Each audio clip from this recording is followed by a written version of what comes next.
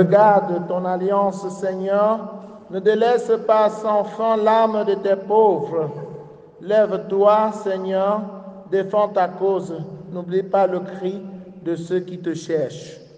Frères et sœurs, dans la joie, commençons cette célébration au nom du Père et du Fils et du Saint-Esprit. Le Seigneur soit avec vous.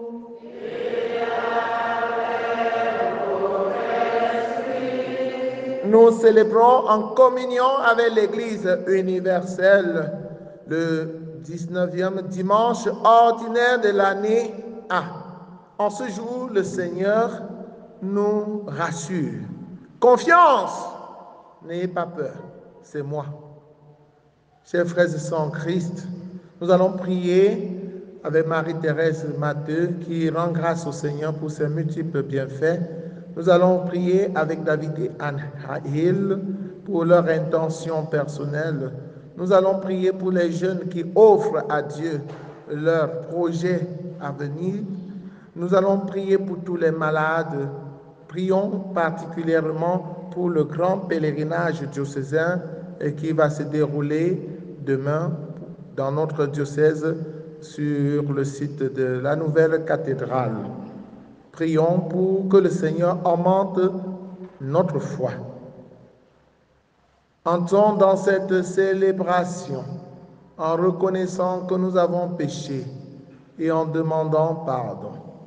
Je confesse à Dieu Tout-Puissant devant vous, frères et sœurs, que j'ai péché en pensée, en parole, par action et par omission. Oui, j'ai vraiment péché.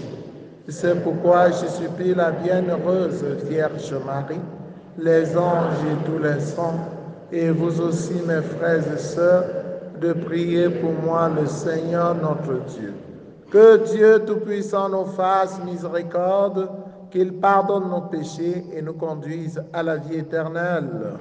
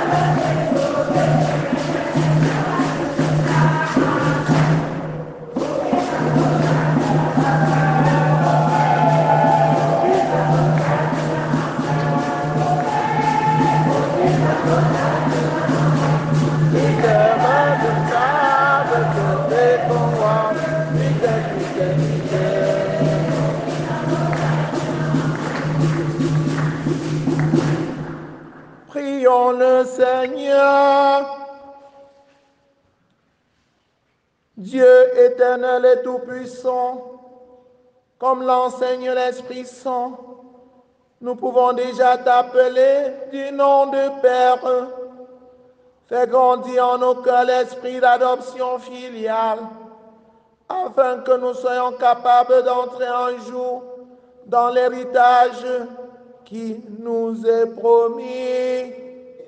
Par Jésus-Christ, ton Fils, notre Seigneur et notre Dieu, qui vit et règne avec toi dans l'unité du Saint-Esprit, maintenant et pour les siècles des siècles.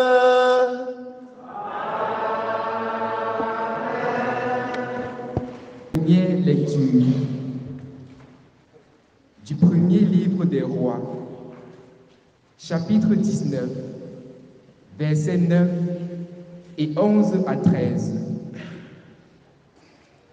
Lorsque le prophète Élie fut arrivé à l'Horeb, la montagne de Dieu, il entra dans une caverne et y passa la nuit.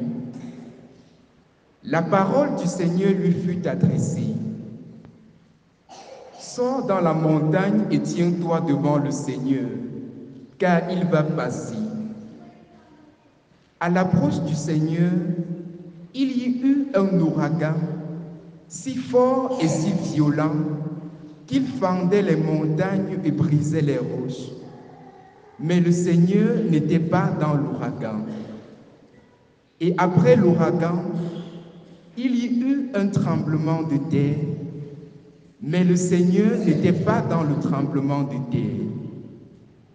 Et après le tremblement de terre, un feu, mais le Seigneur n'était pas dans ce feu. Et après ce feu, le murmure d'une brise légère. Aussitôt qu'il l'entendit, Élie se couvrit le visage avec son manteau. Il sortit et s'étend à l'entrée de la caverne. Parole du Seigneur.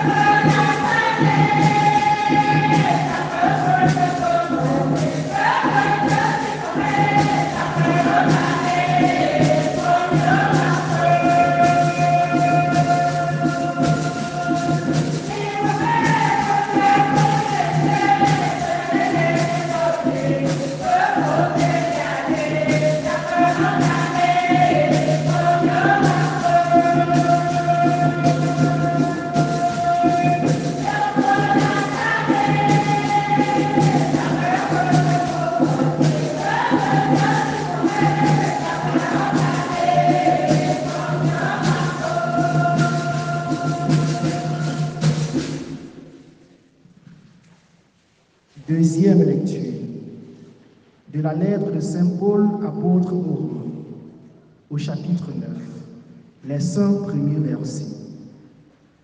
Frères, j'affirme ceci dans le Christ, car c'est la vérité, je ne mens pas, et ma conscience m'en rend témoignage dans l'Esprit Saint.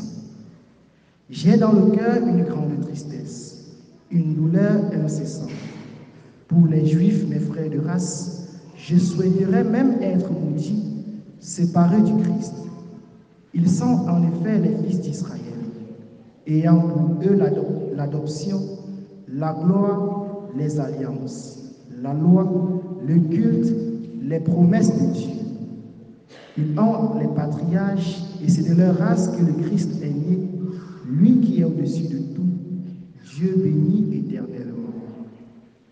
Amen. Parole du Seigneur.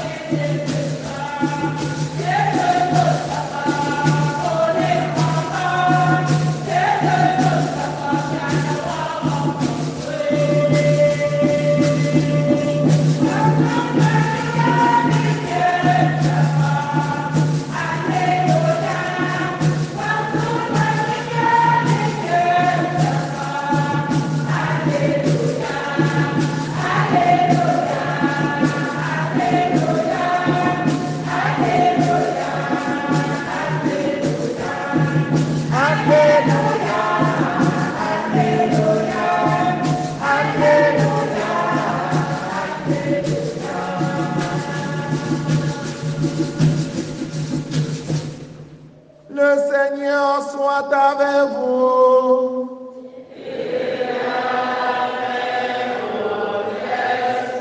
Évangile de Jésus-Christ selon saint Matthieu.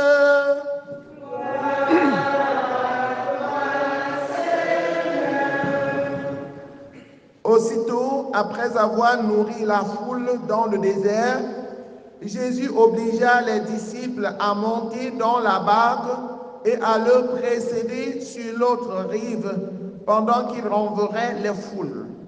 Quand il les eut renvoyés, il gravit la montagne à l'écart pour prier. Le soir venu, il était là seul. La barque était déjà à une bonne distance de la terre. Elle était battue par les vagues, car le vent était contraire. Vers la fin de la nuit, Jésus vint vers eux en marchant sur la mer. En le voyant marcher sur la mer, les disciples furent bouleversés. Ils dirent, c'est un fantôme. Pris de peur, ils se mirent à crier. Mais aussitôt, Jésus leur parla. Confiance, c'est moi. N'ayez plus peur. Pierre prit alors la parole. Seigneur, si c'est bien toi, ordonne-moi de venir vers toi sur les eaux. Jésus lui dit, viens. Pierre descendit de la barque et marcha sur les eaux pour aller vers Jésus. Mais voyant la force du vent, il eut peur et comme il commençait à enfoncer, il cria, Seigneur, sauve-moi. Aussitôt, Jésus étendit la main, le saisit et lui dit, homme de peu de foi, pourquoi as-tu douté? Et quand ils furent montés dans la barque, le vent tomba. Alors ceux qui étaient dans la barque se prosternèrent devant lui et lui dirent, vraiment, tu es le Fils de Dieu.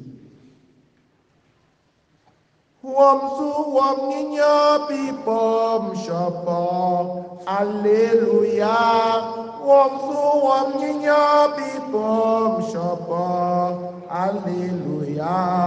Alléluia. Alléluia. Alléluia. Alléluia.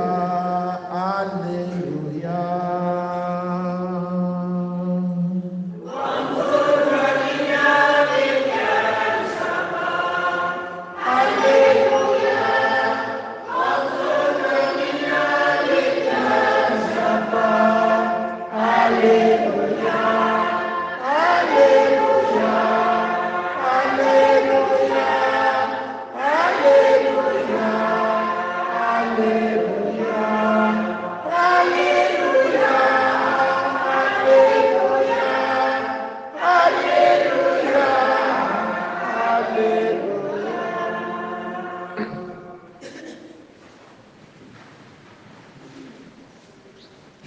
Confiance, c'est moi, n'ayez plus peur. Chers frères et sœurs en Christ, bonjour. Je constate que beaucoup de gens sont à la réunion familiale. Le deuxième week-end du mois d'août, il y a eu tellement d'embouteillages sur la route de Douala, Bafoussam. On me l'a dit. Parce que beaucoup de gens viennent au village pour la réunion familiale. C'est une bonne chose d'aller aussi à la réunion familiale pour entretenir les relations fraternelles. C'est très bien. Chers frères et sœurs en Christ, la parole de Dieu de ce jour traduit de manière très, très claire notre vie quotidienne, n'est-ce pas? Notre vie quotidienne.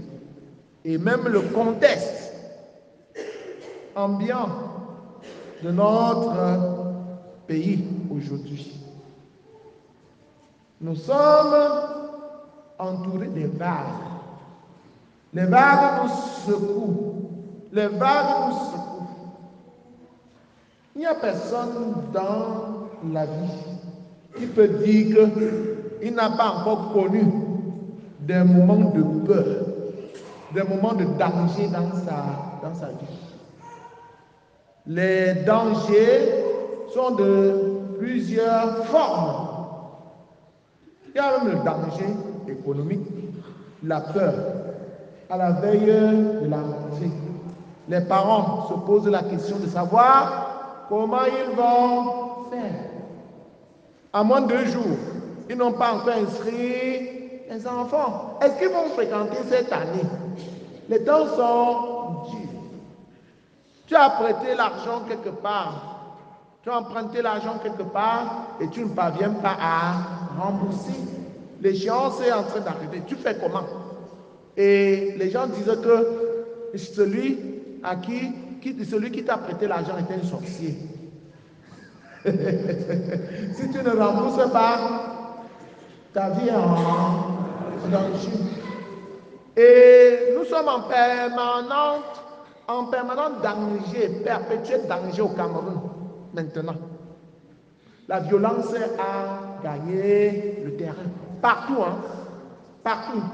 Hier, j'ai eu une panne de voiture et j'allais chercher un mécanicien. J'ai vu un monsieur qui fonce que sur moi avec sa voiture. Il accélère sur moi. Je dis, monsieur, qu'est-ce que je t'ai fait? Il dit, tu fais quoi en route? Animal. On m'a appelé animal hier, mes frères et sœurs en Christ.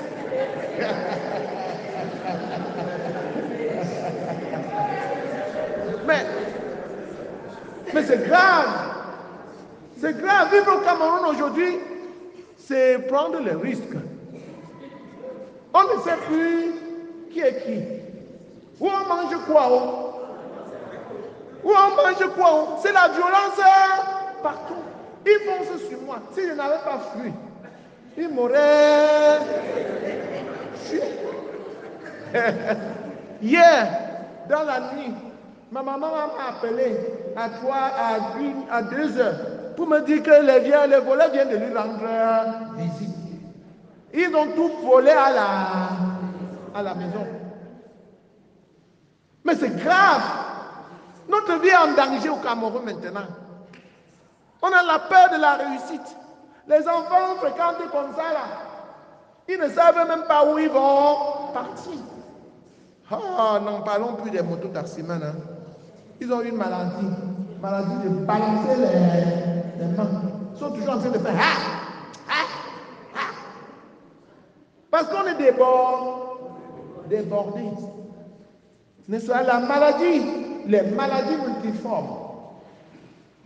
Il y a quelque temps, en un espace d'un mois, j'ai fait la connaissance de 5 mamans qui sont mortes d'AVC.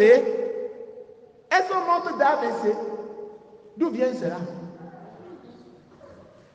Et on nous parle du formol.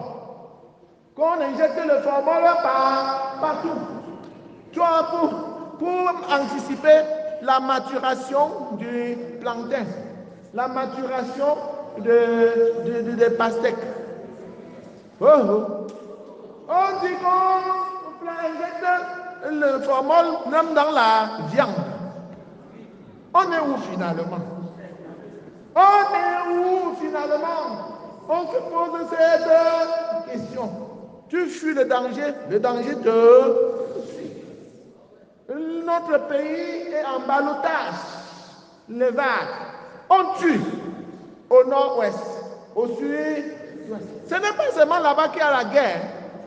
Ce n'est pas seulement là-bas qu'il y a... La guerre est partout. La guerre est partout. Le vent secoue, les vagues secouent. Et on se pose la question, on est où? On est perdu. Non, chers frères et sœurs en Christ, on n'est pas perdu. Jésus est là. Jésus est là, c'est ce qui peut nous faire comprendre, chers Camerounais, Camerounaises, chers compatriotes. Comme disait quelqu'un, Camerounais, chers compatriotes, Jésus est là. Peut-être qu'il faut que je parle comme ça, de cette manière-là, pour que vous compreniez bien. Jésus est là, chers frères et sœurs en Christ. Il est là au cœur de nos vies. Il est présent dans nos tempêtes. Il est présent dans l'orage. Il est présent dans nos moments de voyage, dans nos joies, dans nos fautes, dans nos fêtes, j'allais dire. Il est là.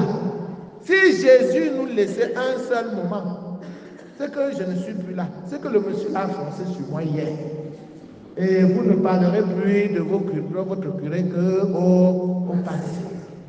Si Jésus n'était pas là, c'est que le formol qu'on injecte dans les viandes, dans les plantains, dans les pastèques que nous consommons à temps et à contre-temps, c'est que ces choses, le formol nous a déjà tués.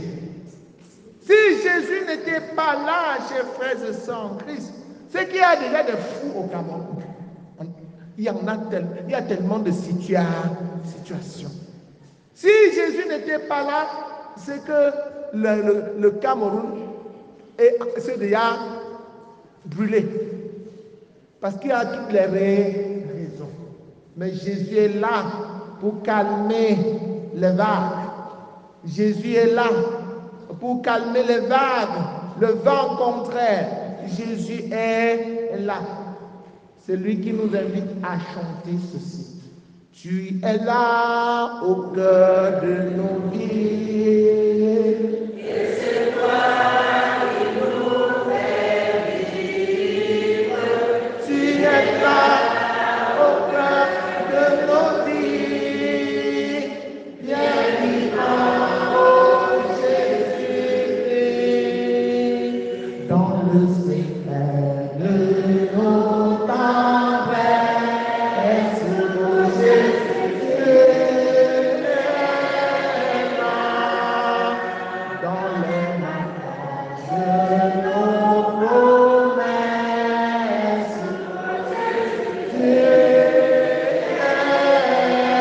Jésus est là, au cœur de nos vies, et c'est toi qui nous fais vivre. Tu es là, au cœur de nos vies, bien vivant, oh Jésus, dans tous nos cœurs remplis d'orage.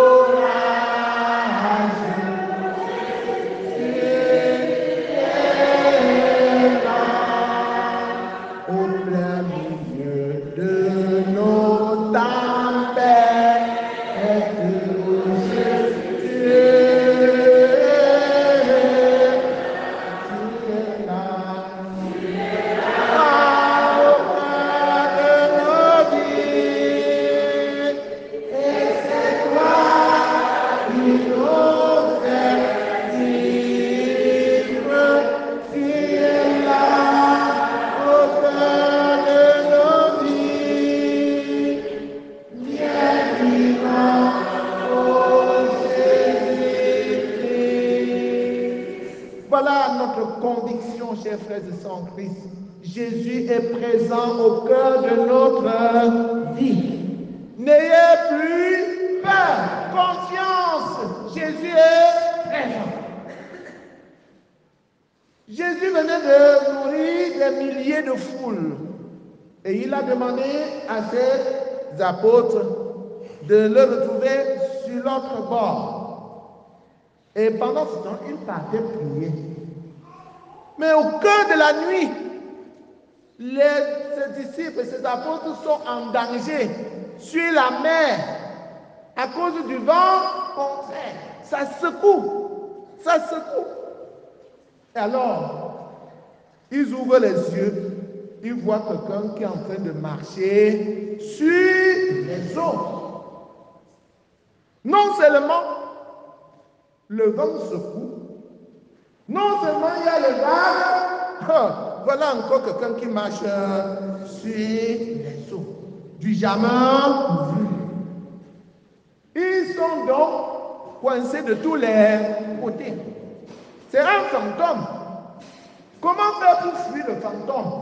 Surtout en ce moment où les vagues secouent la barque. Ils ont peur. Et c'est naturel. Parce qu'ils se disent, nous avons laissé Jésus de l'autre côté. Nous sommes maintenant seuls. Mais quand ils commencent à avoir peur, Jésus les rassure. Vous n'êtes pas seuls. Confiance, c'est moi, c'est moi. N'ayez plus peur. C'est quand tu crois que tu es seul, tu penses que tu es seul, Jésus est présent. Il ne t'abandonne jamais. Il est là. Il est là parce qu'il sait que tu as besoin de lui pour vivre. Dans l'évangile selon Saint Jean au chapitre 15, c'est lui-même Jésus qui nous a dit, hors de moi, vous ne pouvez rien. Comment toi tu vas vivre dans ce pays, chers frères et sœurs en Christ, où il n'y a plus d'espoir? Comment vas-tu vivre dans ce pays où nous sommes entourés des dangers publics? On ne sait plus qui est qui. Comment allons-nous vivre dans ce pays où tout est cher? Ou comment allons-nous vivre dans ce pays où on nous formalise? Comment on formalise les cadavres pour mettre à la Comment allons-nous nous en sortir sans Jésus? Comment? Je me demande aussi comment ceux qui ne sont pas chrétiens vivent. C'est seulement parce que Jésus est miséricordieux. Il peut pleuvoir, il peut tomber sa pluie sur les bons comme sur les méchants. Sinon, si Jésus voulait être rigoureux, intransigeant, c'est que certaines personnes ne vivraient plus. Oui, chers frères et sœurs en Christ, Jésus est présent. Il est présent dans nos vagues, dans nos souffrances de chaque jour. Il n'est pas absent. S'il s'absente un seul jour, un seul instant, c'est ce qui aura la catastrophe. Les plus gros vont manger les plus petits. Les plus forts vont écraser les plus petits. Les vents contraires vont nous submerger et nous allons mourir. Oui, ces frères et sœurs en Christ, quand Jésus les a rassurés et ils ont su que c'était Jésus, Pierre a demandé pour se rassurer, si c'est bien toi Seigneur, ordonne-moi de marcher sur les eaux et de venir vers toi. Et Jésus lui a dit, allez Pierre, viens alors. Alors, il a commencé à marcher sur les eaux. C'était déjà un miracle. Un homme qui marche sur l'eau. On n'a jamais vu ça. Il n'y a que Dieu, il n'y a que Jésus pour nous donner cette capacité. Il a marché, il était déjà fier. Alors, le vent encore secouait très, très fort. Et il a commencé à dire, est-ce que je vais même tenir? Est-ce que je vais même arriver? Et il a commencé à s'enfoncer. Il a commencé à douter. Quand tu doutes que Jésus est fort, que Jésus est tout puissant, qu'il est avec toi, tu vas t'enfoncer. Pourtant, les preuves étaient là. Quand Jésus leur a dit, confiance en moi, ils devaient déjà être tranquilles. Parce que Jésus leur a montré qu'il était puissant en multipliant le pain pour nourrir des milliers de personnes. Deuxième chose, Pierre a été convaincu au départ que ce Jésus est fort quand il a marché sur l'eau. Il devait seulement continuer en disant que comme Jésus est déjà là, rien ne peut plus m'arriver. Mais il a douté. Il a douté. Et quand il a douté, il a commencé à s'enfoncer. Et c'est notre problème à nous tous. Vrai ou faux? Vrai. Chacun de nous est Pierre. Parce que Dieu t'a déjà montré des miracles. Dieu t'a déjà montré des merveilles. Et nous avons l'habitude de dire, sans Dieu, je ne serai plus en vie. C'est Dieu qui m'a sauvé de l'accident. C'est Dieu qui me protège chaque jour. C'est Dieu qui m'a donné les enfants. C'est Dieu qui m'a donné le travail. C'est Dieu qui me fait ceci. C'est Dieu qui me fait cela. Je dis grâce à Dieu. Mais pourquoi tu doutes alors? Tu connais tout cela. Tu connais la puissance de Dieu sur toi. Tu sais que Dieu te couvre. Tu sais qu'il est présent dans ta vie. Mais pourquoi tu doutes? Pourquoi tu doutes encore? Et c'est quand tu doutes que tu pars chez les marabouts. Vrai ou faux? Vrai. C'est quand tu as peur que tu pars chez les charlatans. Satan se présente et te fait des propositions fallacieuses et même dangereuses. Et tu vas acheter ta mort chez Satan. Pourtant, Jésus est là. Jésus est là pour te sauver. Il est venu pour te sauver. Va dire à tes frères et sœurs qui se trompent de chemin en allant chercher le bonheur, la sécurité ailleurs, que la seule sécurité que le seul bonheur, celui qui ne trompe pas, celui qui ne se trompe pas, celui qui ne nous trompe pas, c'est Jésus seul. C'est Jésus seul. Il est la solution.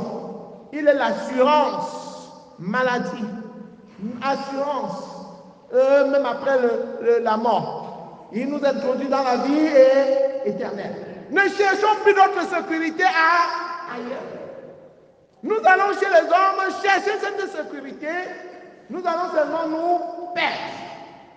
Ils vont nous abandonner quand le moment fatal va arriver. Nous serons seuls. Jésus seul ne nous abandonne pas. Heureusement, c'est encore vers Jésus que Pierre a crié. Sauve-moi, Seigneur, je suis en train de mourir. Oui, frères et sœurs en Christ, toi qui es venu ici, toi qui as écouté la parole de Dieu, crie comme Pierre. Sauve-moi, Seigneur. Que tous les Camerounais unissent leur voix pour crier ensemble vers Jésus en disant, sauve le Cameroun, Seigneur. Sauve le Cameroun, Seigneur. Nous sommes en train de mourir. Sauve le Cameroun. Et Monseigneur Paul Lontikene, l'évêque de Bafoussam, fait bien de convoquer un grand pèlerinage demain, 14 août, à la cathédrale de Wuka, pour qu'ensemble, nous crions fort, Seigneur, restaure la paix au Cameroun. C'est vers lui que nous devons crier, vers Jésus, en espérant que dans sa bonté, dans sa miséricorde, dans son amour de prédilection pour nous, il va tendre la main pour nous saisir, pour que nous ne nous enfonçons pas. C'est lui seul qui peut tendre la main pour te saisir, pour que tu ne tombes pas.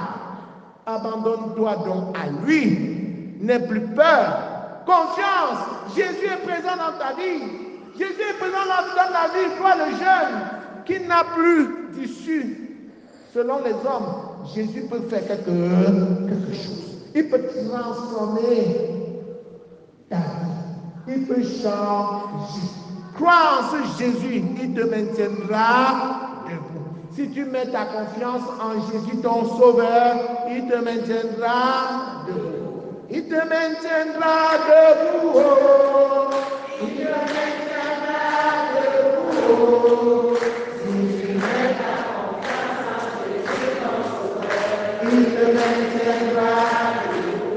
Debout. Oh.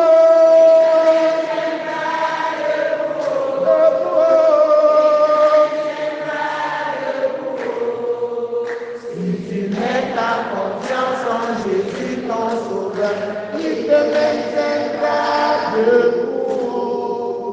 C'est vrai, quand nous chantons comme ça, chantons avec conviction. Ne chantons pas pour changer encore. C'est cette conviction, c'est cette foi qui va nous sauver. Pierre a commencé à enfoncer parce qu'il n'avait plus de foi. Homme de peu de foi, pourquoi as-tu douté? Homme de peu de foi, pourquoi as-tu douté?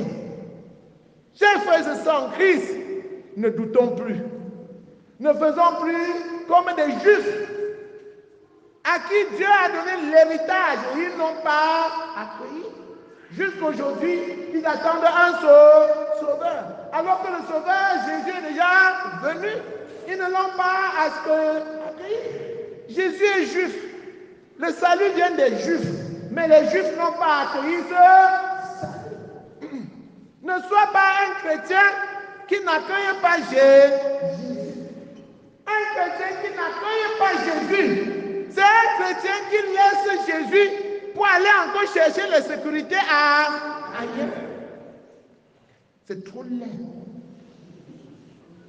C'est un coucou. C'est un feignant bête.